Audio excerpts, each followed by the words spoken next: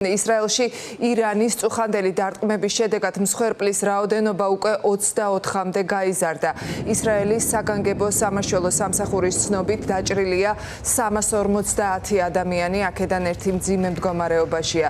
ირანის სარაკეტო დარტყმების სამიზნე ისევ იყო თელ-ავივი, იერუსალიმი და ჰაიფა. ისრაელის საჰაერო თავდაცვამ რაკეტების უმეტესობა მოიგერია, თუმცა რამდენიმე მაინც შეაღწია, დაზიანებულია საცხოვრებელი კორპუსები და ასევე შეერთებული შტატების საელჩოს შენობა თელ-ავივში. რა ხდება ახლა ისრაელში? ბოლო ინფორმაციით თეა თეთრაშვილი შემოგვიერთდება პირდაპირ ეთერში. თამარ, ამ წუთებში თელ-ავივის იმ ნაწილში, სადაც ირანის ბალისტიკური რაკეტა ჩამოვარდა, მიმდინარეობს სასწრაფო საევაკუაციო სამუშაოები, როგორც უკვე ადგილობრივები ყვებიან, ბალისტიკური რაკეტა და ეს არ იყო ნამსხვრევი, არამედ თავად რაკეტა ჩამოვარდა და დაეცა სამ საცხოვრებელ კორპუსს, შესაბამისად გამოიწვია სრული ინგრევა, 20-ზე მეტი შენობა კი გარშემო არის საცხოვრებლად უვარგისი. ამიტომ თელ-ავივის მერიამ გადაწყვიტა, რომ ასობით ოჯახის ევაკუაცია მოახდინოს. აქედან მიმდინარეობს ამ ადამიანების გაყვანა და ტერიტორია მთლიანად არის შემოსაზღვრული, მათ უზრუნველყოფენ დროებითი საცხოვრებლებით, ან მათი გადაყვანა მოხდება. მათი ნაწილი კი აპირებს, რომ გადავიდეს საკუთარ ნათესავებთან საცხოვრებლად. უცნობი არის ჯერ ამხელ ზარალის რაოდენობა, როგორც ვიცით, ადგილობრივები ყვებიან, ადამიანებმა მოასწრეს თავშესაფარში ჩასვლა, შესაბამისად მსხვერპლი და დადაშავებულები აქ არ არიან. I hope it doesn't go further than this. იმედი მაქვს, დიდხანს არ გაგრძელდება ქაოტური სიტუაცია. დიდი ხანია ვცხოვრობ ტერორის ქვეშ, მაგრამ თუ ასე გაგრძელდება, არ ვიცი ხალხი სად უნდა წავიდეს. საკმაოდ ცუდი ვითარებაა. ძალიან საშიშია, სრული სიგიჟეა. ღამით ჩემს მასთან ერთად ვიყავი თავშესაფარში. ძლიერი აფეთქების ხმა გავიგეთ. ახლა ასობით ადამიანი ცდილობს სახლებიდან ნივთები გამოიტანოს. ისრაელის შეიარაღებული ძალები გუშინდელი შეტევის შემდეგ უფრო მეტად ინტენსიურად გახადეს მათ უკვე დაბომბვების სერია თეირანში. ისინი სრულად აცხადებენ, რომ აკონტროლებენ თეირანის საზღვრს, მათ აძლევს საშუალებას, რომ ოპერაცია უფრო ინტენსიური გახადონ.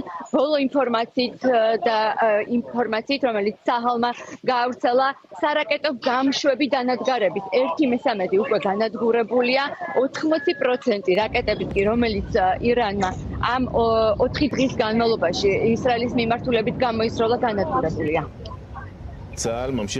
ჩვენ გავანადგურეთ ირანის რეჟიმის რაკეტების გამშვების სისტემების 1/3. ვცდილობთ ირანიდან გახსნილი ცეცხლის დიდი ნაწილის შეკავებას. ღამით 65 რაკეტა და 10-ობით დრონი გამოუშვეს.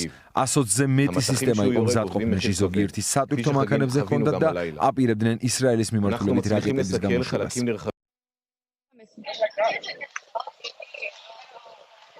ბოლო ინფორმაციით, რომელიც უკვე ბოლო განცხადებით, რომელიც გააკეთა უკვე ისრაელის თავდაცვის მინისტრმა, მან პირდაპირ მიანიშნა თეირანის მოსახლეობას, რომ რაც შეიძლება დროულად დატოვონ მიმდებარე ტერიტორია და ქალაქი, ვინაიდან დაიწყება ინტენსიური შეტევა იმ ობიექტებზე, რომელიც ეხმარება რეჟიმს, აიათოლების რეჟიმს, რომ ისრაელზე მიიტანონ იერიშები.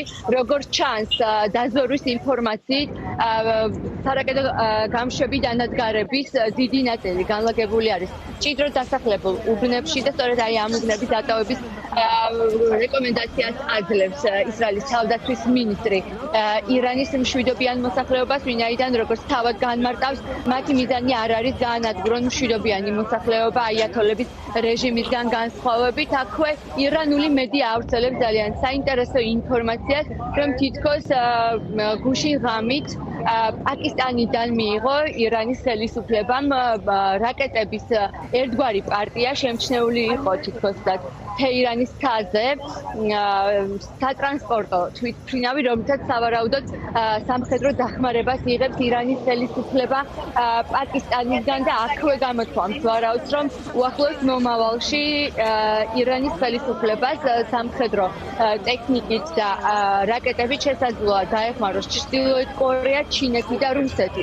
თუმცა ეს არის კიდევ ერთხელ გავიმეორებ გადაუმოწმებელი ინფორმაცია, რომელსაც ავრცელებს ირანული მედია. რა იქნება ამის გაგრძელება, ამას ბუნებრივია უკვე მომავალში ვნახავთ. ამასთან დაკავშირებით კომენტარი ისრაელში ჯერჯერობით არ გაკეთებულა.